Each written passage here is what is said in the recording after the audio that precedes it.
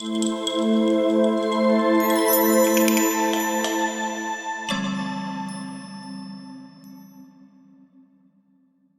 ce nouvel épisode, l'INIR revient sur les points clés de sa dernière lettre mensuelle avec un éclairage sur le travail de reconnaissance et de réparation mené auprès des personnes victimes dans l'Église. Bienvenue sur les podcasts de l'INIR en partenariat avec le collectif Voix libérée. Bonjour.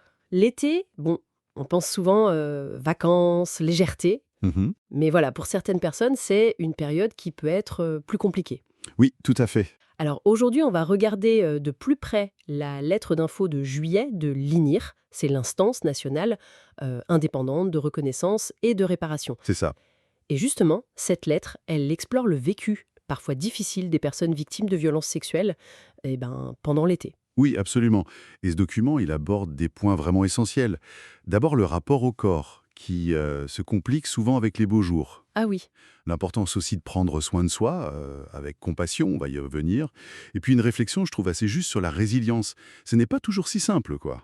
d'accord. Donc voilà, on va explorer un peu ces idées et les ressources qu'il propose. Alors, commençons par ça, les difficultés liées à l'été. La présidente de l'INIR, Marie Derain de Vaucresson, le dit très bien. Entre l'espèce d'injonction au bonheur ambiant Oui. et puis l'exposition des corps, ça peut être vraiment lourd. Tout à fait. Et il y a un article de Mathilda Haenel et Lola Favre qui creuse justement ce sujet. Le fait de mettre des tenues plus légères, d'aller à la plage. Mais ça peut réactiver des choses très douloureuses. Elle cite Neige Sino, l'autrice de Triste Tigre. Oui, très fort ce livre. Très fort. Et cette idée terrible de finir par voir son propre corps comme l'agresseur le voyait. Comme un objet, en fait.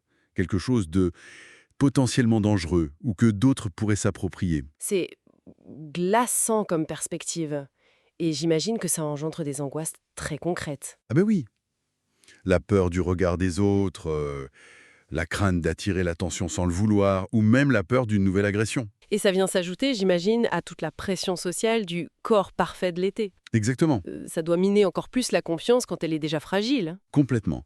Et la lettre insiste sur un point qui est crucial. Ces ressentis sont légitimes.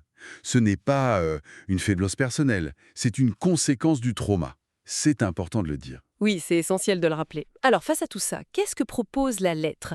Elle met en avant l'idée d'auto-soin, de prendre soin de soi. Oui, Pas juste comme ça, mais comme une démarche vraiment active, vitale même. c'est ça. Et elle se base sur un exercice de la docteure Pascale Brion qui est assez parlant. Elle propose de voir les autosoins sur 4 plans différents. D'accord, lesquels? Alors, il y a le physique, bien sûr, bien manger, dormir assez, bouger un peu.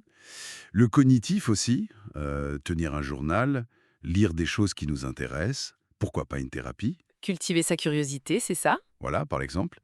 Et puis il y a le plan émotionnel et le plan spirituel. Mhm. Émotionnel, s'entourer de gens bienveillants, savoir dire non quand il faut, accueillir ses émotions comme elles viennent, sans se juger. Apprendre à dire non, c'est pas toujours facile, ça? Non, c'est sûr. Et le spirituel au sens large, hein. Passer du temps dans la nature, méditer si on aime ça, chercher ce qui fait sens pour soi. D'accord. L'idée générale, c'est vraiment de multiplier ces petites attentions bienveillantes pour soi-même, quoi. Ça fait écho à ce que disait la présidente sur l'indulgence nécessaire envers soi-même. Accepter qu'on ne soit pas toujours au top, surtout l'été, c'est une approche qui semble plus humaine que l'injonction permanente à aller bien. Oui, exactement. Et ça nous amène à un autre point très intéressant de la lettre. La façon dont elle nuance l'idée de résilience. Ah oui. Elle recommande d'écouter un podcast Sous le soleil de Platon, avec Neige Sino, encore elle. Et qu'est-ce qu'elle dit, Neige Sino, sur la résilience? Elle remet en cause cette idée qu'il faut absolument faire quelque chose du trauma? En quelque sorte, oui.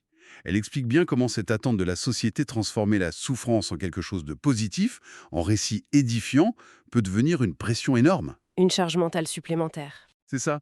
Cette injonction à être résilient, à bien surmonter l'épreuve, ça peut culpabiliser les personnes qui luttent encore, qui n'avancent pas au rythme ou de la manière que la société attend. C'est une critique très pertinente, je trouve.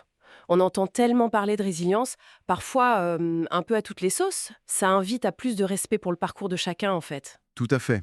Et pour finir sur des infos plus pratiques, la lettre donne des détails importants sur l'INIREM. Notamment, attention, la permanence téléphonique sera suspendue cet été. Ah oui, quand? Du 29 juillet au 25 août inclus. Mais il rappelle le numéro de France Victime en cas d'urgence. D'accord, c'est bon à savoir. Il y a aussi quelques chiffres, non? Pour donner une idée de leur activité? Oui, rapidement, depuis mars 2022, ils ont reçu environ 1700 demandes et accompagné 1420 personnes. Ça donne une échelle. C'est considérable. Et ils annoncent aussi un événement à Notre-Dame de Paris, le 11 octobre prochain. Un temps spirituel co-construit avec des personnes victimes. D'accord. Bon, alors si on devait résumer un peu l'esprit de cette lettre? Je dirais qu'elle est précieuse parce qu'elle ose mettre des mots sur les difficultés spécifiques de l'été pour les survivants.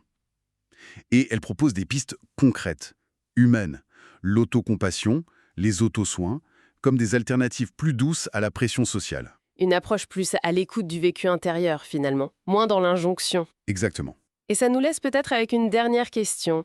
Comment on fait au quotidien pour naviguer entre ces attentes extérieures, la joie de l'été, le corps parfait, la résilience à tout prix, et sa propre réalité intérieure, qui est parfois douloureuse ou juste en décalage? C'est toute la question. Peut-être que déjà juste reconnaître cet écart, l'accepter sans se juger soi-même, c'est déjà une forme d'auto-soin essentielle. Un premier pas peut-être, pour continuer son cheminement à son propre rythme. INIR écouter, reconnaître, réparer. Un podcast pour faire entendre les voix longtemps restées silencieuses. Si vous souhaitez saisir l'instance nationale indépendante de reconnaissance et de réparation, vous pouvez écrire à l'adresse suivante: contact@inir.fr ou envoyer un courrier à INIR 41, boulevard du Montparnasse, 75 006 Paris.